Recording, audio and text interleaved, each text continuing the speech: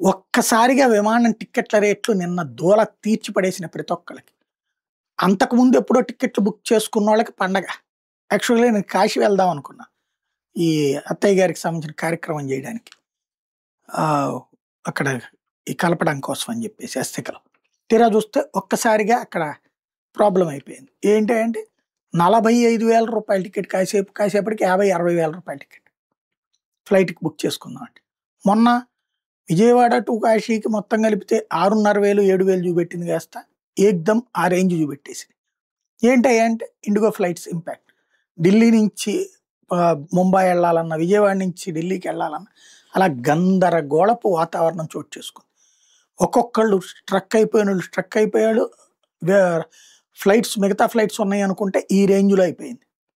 Control లేదు. అది వేలం కదా టికెట్ అనేటటువంటిది. పెరిగే అవసరం కొద్దీ ఇంకా పెరిగిపోయినాయి.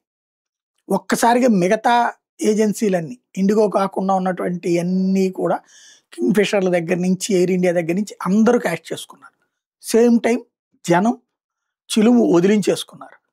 పార్లమెంట్ సభ్యులు అసలు పార్లమెంట్‌లోనే ఎందుకు గొడవ చేశారంటే శుక్రవారం దాకా పార్లమెంట్ సెషన్స్ ఉంటాయి.